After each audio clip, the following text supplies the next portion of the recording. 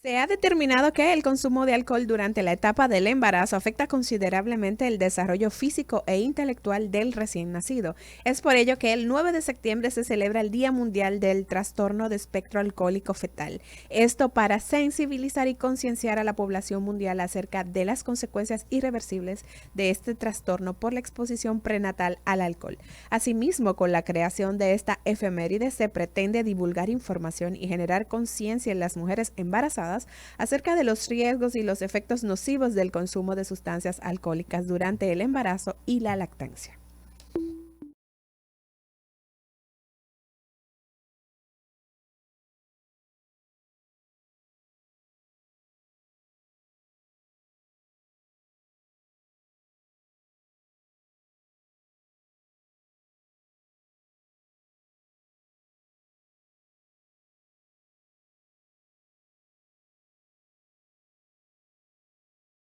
En Cátedra Médica, y así como escuchaban hoy, el tiempo es de endocrinología este viernes en el que traemos estos temas súper interesantes que sabemos que a ustedes les gusta muchísimo. Y hoy nos acompaña como invitada el doctor Cristian de los Santos, la doctora Anensi Jiménez, quien es gastroenteróloga egresada de la Universidad Católica Nordestana, médico internista avalada por la UAS con máster en gestión hospitalaria en Madrid, España. Ella pues viene hoy en combinación con el doctor Cristian de los Santos a complementar este tema de hígado graso. Buenos días, Te doctora, faltó bienvenida. decir también, Liz, que es una excelencia. Sí, una Te faltó decir excelencia. eso. Pero nosotros queremos decirle al público que pues nos da seguimiento, que puede desde ya comenzar a escribirnos a través de las maneras, de las redes, y también llamarnos, hacer su llamada de manera directa. Puede incluso, si quiere, quedar anónimo y puede hacer su pregunta, porque el hígado graso es una situación que cada día va creciendo y se ha convertido ya en una epidemia de alcance mundial. Con relación a Realmente. eso, doctor, pues indicarle a la gente cómo comunicarse con nosotros. Puede llamar al 809-682-9850, 809-682-9850 y la línea internacional 833-380-0062. Además, pues usted puede ir a YouTube. En YouTube, en el buscador, usted va a colocar Rumba FM y allí entonces va a cliquear en la transmisión en vivo de Cátedra Médica. Allí puede escribirnos a través del chat y aquí vamos a estar al pendiente para darles respuesta a sus inquietudes. Bueno, dar nueva vez la bienvenida a nuestra doctora Nancy Jiménez, y gracias por esa manera en que ella siempre pues transmite los conocimientos. Y hablar de hígado graso es un tema muy importante. Decíamos de manera jocosa que esta es una patología que se debate entre varias especialidades, pero que todos aportamos en la solución de este problema. Y sería importante definir qué es eso de hígado graso para que la doctora Y nos lo creo comente. que ya hemos hablado en ocasiones anteriores sobre las funciones del hígado, pero antes de hablar de esta afección del hígado, que la doctora pudiera explicarnos de cuáles son estas funciones, recordarle a la gente para qué tenemos ese órgano ahí, cuál es la función del hígado. Sí, Liz, mira, realmente el órgano, el hígado, hablando de todo el mundo va a decir que todos los órganos son importantes, su órgano es el más importante. Ujú. Y es cierto, o sea, cada uno cumple su función, pero si hay uno que es multitasking, o sea, tiene múltiples funciones, es el hígado. Realmente podemos pasarnos aquí el programa hablando de las funciones del hígado, pero a manera de resumen, podemos decir que tiene 5 grandes funciones, que es la producción, metabolismo, excreción, almacenaje y también participa en el sistema inmune. ¿Qué produce? Bueno, produce proteínas, factores de coagulación, la bilis, que es imprescindible para el metabolismo de las grasas. ¿Qué depura? Bueno, se encarga de la depuración y detoxificación de los agentes nocivos que entran a nuestro organismo, como el alcohol, fármacos, drogas. Se encarga del metabolismo de todos los alimentos que ingerimos, los carbohidratos, las grasas, los lípidos, y lo lleva pues cada uno en forma de energía, y esa que no se puede utilizar, pues también la almacena.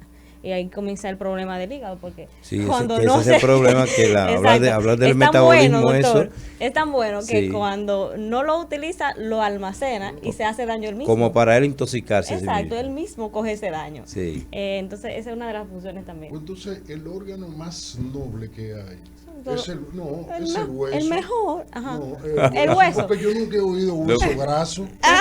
Se pone graso el corazón, se pone graso el Sí. hígado, se pone graso El páncreas también. el páncreas, la barriga, se Ajá. pone grasa. Sí, Sí, el hueso, ¿no? sí. Qué bien.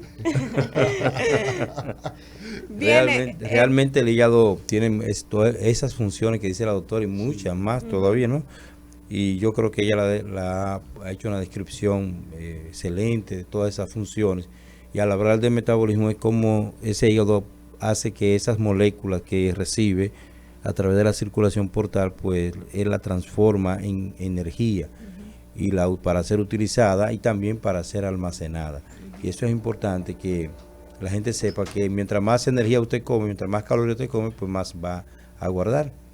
Por eso tiene que quemar también. O sea, si no quema esa energía que ingiere, pues lo va a guardar. Correcto, sí, así es. Ahí está el problema del sedentarismo. Si no hacemos ejercicio, si no caminamos, si no hacemos nada, ¿qué va a pasar? Se va a guardar toda esa energía. Sí. doctora Nancy y doctor Cristian de los Santos, pues ya comenzaron a llegar las preguntitas a través del chat en el Sí, canal en nosotros YouTube. tenemos un equipo que tenemos que saludar Claro, y agradecer Isidro porque Ismael. tenemos médicos Ah. también que nos escuchan el programa Ah, claro, y claro. que siempre nos aportan. Ellos a veces no se identifican, pero por la manera en que ellos hacen esas preguntas tan importantes, pues nosotros sabemos que es un personal de salud que está siempre preparado ahí para aportar y ayudarnos con la parte del desarrollo del tema. En este caso, esto es un tema muy importante, de gran relevancia.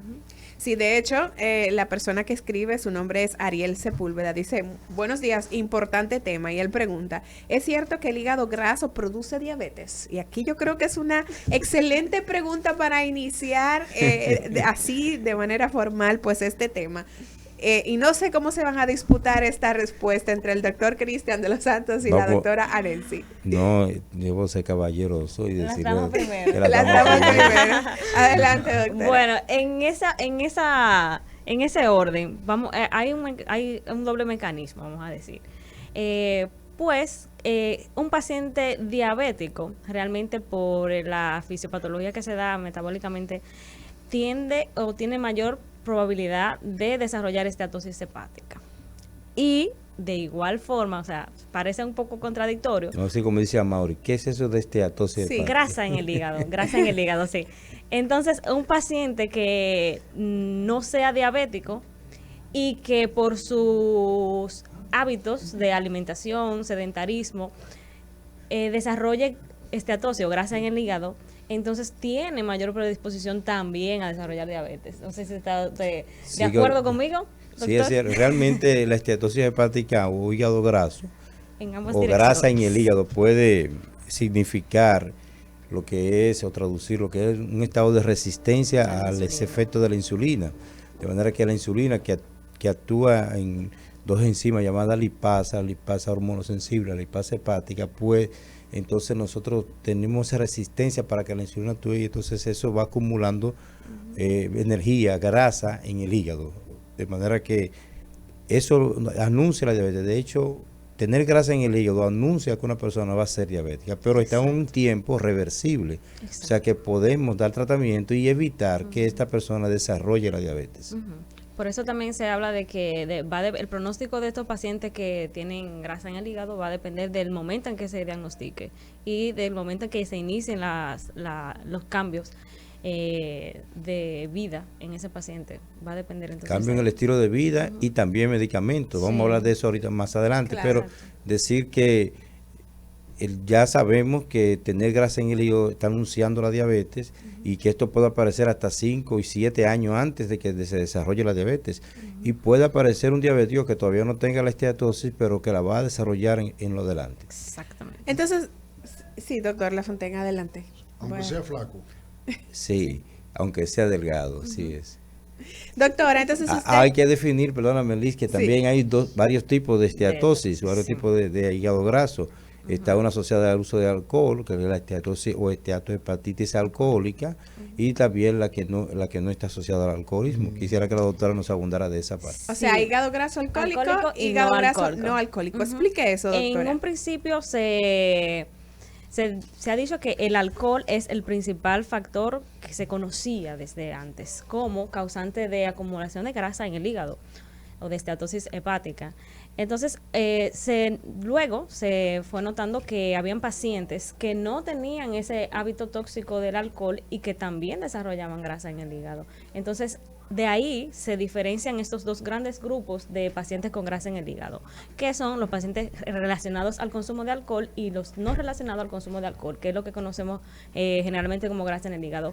En los últimos años, este término ha ido, o sea, ha querido ir cambiando, aunque todavía lo tenemos aquí en nuestro día a día, en nuestro vocabulario, y es el hígado graso asociado al metabólico, o sea, metabólico, no solamente no alcohólico. O enfermedad grasa metabólica. Metabólica, exactamente. Exacto. Bien, vamos a seguir detallando eso en un momentito y vamos a escuchar qué dice la gente. Buenos días, adelante con su pregunta.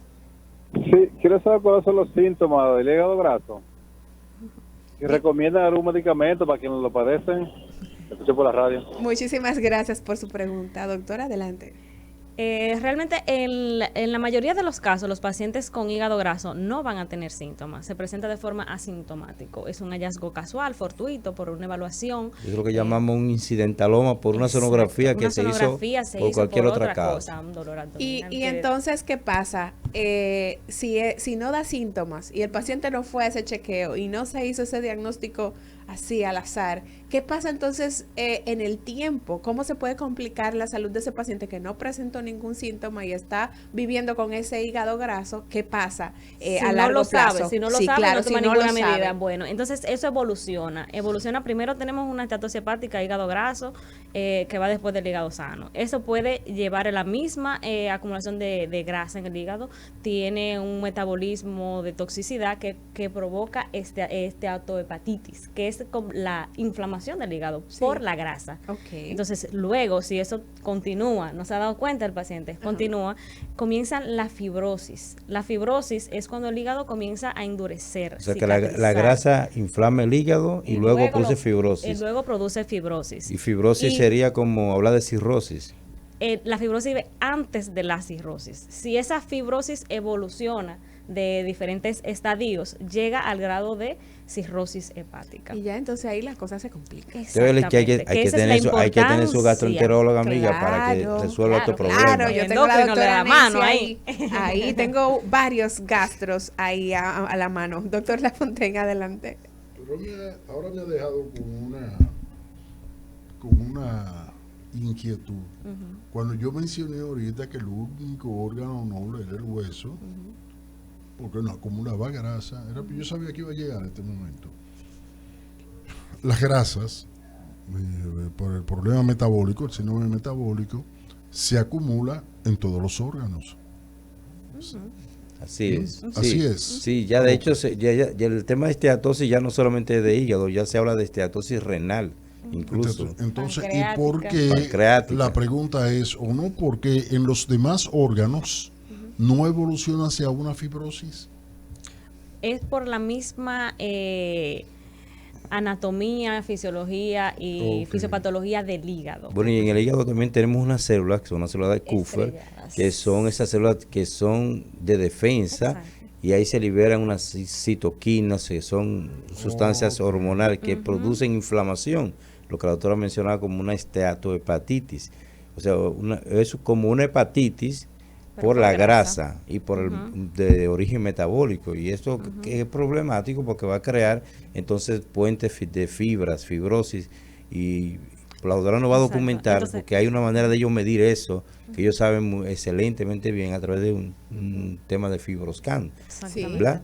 Y entonces eso es como aplicar un sonido y ver qué tan grueso está ese hígado para que la gente lo entienda. Entonces eso nos da una idea pronóstico de a qué tanto pudiera avanzar este paciente a una fibrosis avanzada o una cirrosis y también hasta cáncer, ¿verdad, doctor? Claro, el paciente con esteatosis hepática, hígado graso, puede cruzar con la evolución que ya te dije, y luego también está la posibilidad de desarrollar un hepatocarcinoma, que es un cáncer de hígado, por simplemente incluso en niños. Cosa que se puede prevenir. Escuché que en los Estados Unidos, por ejemplo, una de las causas, quizá la causa más frecuente de cáncer de hígado es el hígado graso.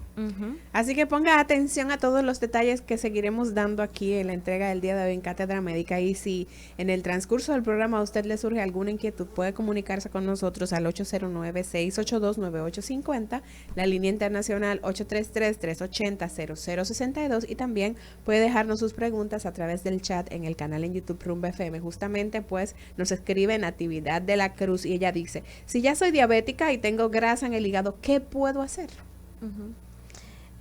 Bueno, existe, en un paciente diabético, como ya habíamos hablado del principio del programa, debemos de tener un manejo conjunto, junto con el endocrinólogo, el gastroenterólogo, para manejar este paciente, puesto que mantener unos niveles glucémicos normales, dentro de parámetros normales, nos va a permitir a nosotros como gastroenterólogo tener un mejor pronóstico de ese paciente. Va a haber mejor adaptabilidad de ese hígado, esas enzimas hepáticas se van a mantener dentro de parámetros normales cuando podemos mantener esos niveles de glucosa. Entonces, lo principal en un paciente diabético es controlar sus niveles de glucosa con las medidas higiénico-dietéticas, las medidas que tomes de alimentación, de ejercicio, ¿verdad, doctor? Junto con la medicación adecuada, junto con su endocrinólogo, su seguimiento continuo. Antes, doctora, le decían un chin de grasa en el hígado, como no le ponga asunto a eso. Nada. ¿Qué opina usted de eso? Realmente eso ha ido cambiando, gracias a Dios, puesto que ya vemos cómo nos refieren esos pacientes. Realmente sí había una creencia de que un poco de grasa en el hígado no es nada. Una sonografía, un poco de grasa está normal, un poquito de grasa en el hígado. Pero ya recibimos a diario a esos pacientes en la consulta que necesitan una evaluación completa, necesitan seguimiento de cada caso en particular, individualizar cada paciente. Para evitar las complicaciones, porque si bien es cierto que la mayoría o en muchos de los casos que estos pacientes desarrollan grasa en el hígado van a tener una evolución favorable, hay un % importante de pacientes que sí van a llegar a complicarse, como lo habíamos dicho, con la inflamación del hígado, la fibrosis y la cirrosis. Esos son los que tenemos que tener. Es bastante frecuente el tema del hígado. Sí, bastante. ¿Cómo qué porcentaje de personas podemos decir eso? Lo que desarrollan a nivel mundial, las estadísticas nos dicen que alrededor del 20% de la población mundial cursa actualmente. Vamos a escuchar esta llamadita. Sí, buenos días, Cátedra Médica, bienvenido. Buenos días al equipo, gracias. Sí. Bueno, señores, yo sé que no es un poquito tarde, pero le puedo coger el hilo del programa. Gracias. Quizá la pregunta que vaya a hacer fue respondida, pero me gustaría escucharla. Adelante. Me voy a referir, si como se está hablando de hígado, me voy a referir al trasplante de hígado. Aquella persona que se le cambia un hígado, ya sea de un paciente, de un cadáver o de un paciente sano, un trasplante parcial. ¿Cuál sería el comportamiento de ese trasplante? Si realmente son exitosos y si las enfermedades concomitantes que tiene el paciente, como por ejemplo la diabetes, puede mejorar con ese trasplante de hígado. Muchísimas gracias por su pregunta, muy interesante. Muy interesante su pregunta. Esto va a depender realmente de la causa que llevó al trasplante, primero, al trasplante hepático. Si es una enfermedad, una hepatitis viral, si es esteatosis hepática, si es una enfermedad genética que lleva al traste de la cirrosis hepática. Entonces, de ahí va a comenzar a depender todo. Se va a individualizar cada paciente, pero decir que, por ejemplo, paciente con grasa en el hígado que desarrolle la fibrosis, la cirrosis, está siendo ya en países desarrollados una de las principales causas de fallo hepático y de cirrosis que conllevan o que van a conllevar en un futuro muy cercano a trasplante hepático.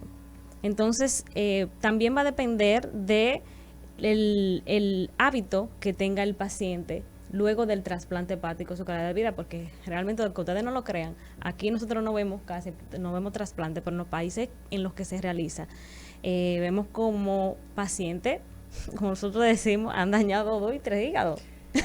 Porque no cambian sus hábitos de vida. Se han desperdiciado. Exactamente. Nosotros revisamos casos clínicos, 2 y 3, 1 y 2 trasplantados. En Europa se hace mucho trasplante. Sí, entonces lo vuelven a llevar a lista de trasplante porque no por un rechazo, sino en los pacientes en los que tienen enfermedades genéticas que pueden conllevar a que luego vuelva a desarrollar cirrosis, bueno, pues perfecto, podemos.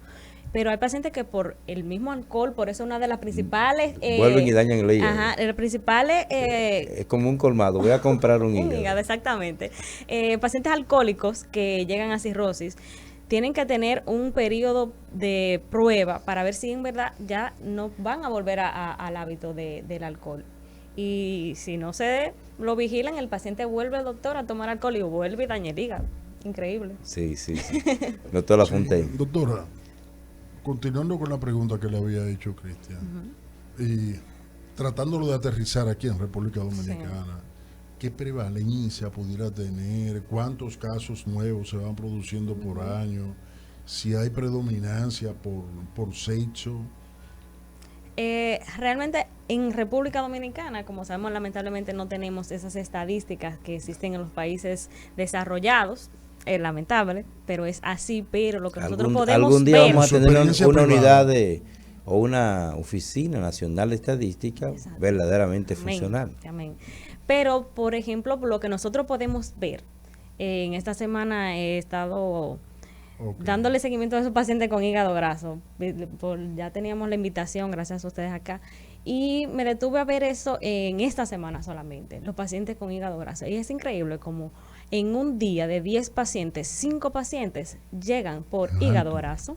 El 50%. El 50%, por ejemplo. Unos referidos solamente por esta causa, como un hallazgo fortuito, nos refieren el paciente, y otros por una evaluación completa que realizamos, que vienen quizás por otro motivo de consulta, y detectamos que tienen esteatosis hepática. En su mayoría pacientes obesos con sobrepeso, que es lo que nos está llevando a esta epidemia. O sea, esta pandemia. que la barriguita cervecera y arrocera no solamente es afuera, ¿verdad? Sino que adentro Por también dentro llena de grasa. también. La grasa, la obesidad centrípeta es la que tiene mayor predisposición para la acumulación de grasa. Tenemos que dar un consejo ahí, sí. Hombre y mujer independientemente. Doctora, aunque particularmente veo más mujeres. Quizás también, doctor, porque son las que más acuden a consulta. También, es más? cierto. Acuden a consulta. Yo pensé que eran más hartos. Las que más acuden. Al inicio del programa usted explicaba de las distintas funciones que tiene el hígado. Sí. Entonces, cuando el hígado está graso, ¿cómo se afectan estas funciones? Sí. En un principio, el hígado, como es un órgano bien noble, él sigue funcionando normalmente como con si no un estuviera poquito pasando de grasa en un principio. Por eso vemos que nos dicen las estadísticas que los pacientes que desarrollan esteatosis hepática en un gran porcentaje van a tener otro tipo de complicaciones y no se van a complicar, bueno, por esto. Pero sí tenemos que siempre estar vigilantes. Pero ya cuando, como les mencioné, comienza la hepatitis, la inflamación del hígado, cuando comienza la fibrosis y la cirrosis, entonces ahí sí comienza a deteriorarse la función del hígado. Entonces se dejan de producir factores de coagulación, que es una de las funciones, se dejan de producir proteínas, el sistema de defensa que cumple este órgano también disminuye. Hay un problema con el metabolismo de los carbohidratos, que comienza entonces se ve la diabetes, el colesterol, el LDL principalmente aumenta, y ahí comienza a verse cuando no está funcionando. Y esa afectación de las funciones, ¿cómo se manifiesta en síntomas? ¿Qué puede sentir el paciente? El paciente, cuando ya hay un grado de fibrosis importante o ya cirrosis, va a comenzar a ver edema de miembros inferiores, o sea, los pies hinchados, se le puede acumular líquido a nivel abdominal, líquido a nivel pulmonar, el paciente que va a estar cansado, que va a estar desnutrido en cierto momento, fatiga. Entonces ahí comienzan a verse. También pueden producir lo que son colaterales como varices esofágicas, que pueden producir sangrado. Vamos a escuchar esta llamadita, que es importante también. Adelante. Sí, buenos días. Bienvenido. Saber, después que ya una gente tiene el hígado graso, ¿se controla o se elimina, se sana uno de esos? ¿Qué se puede hacer? Sí, cuando el paciente ya ha desarrollado hígado graso y tiene algún grado incluso de fibrosis, de inflamación, podemos intervenir con las primeras medidas que el doctor también nos va a colaborar, que son el mantenimiento de los niveles de glucosa, el mantenimiento de los niveles tensionales, los lípidos a nivel sérico, mantenerlos dentro de parámetros normales, y vemos como la disminución de peso de 7 a un 10% por lo menos de su peso total.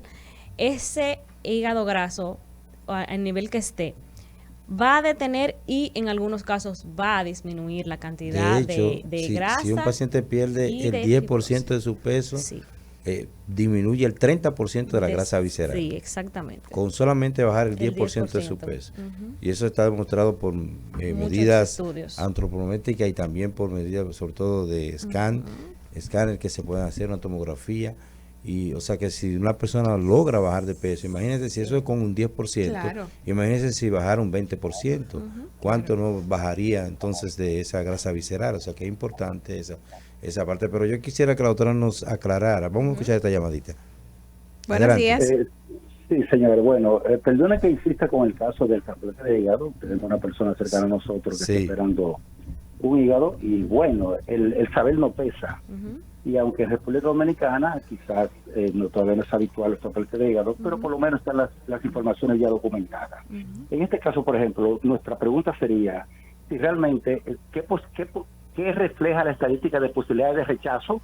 En este caso, que me imagino que es una de las principales complicaciones, el rechazo.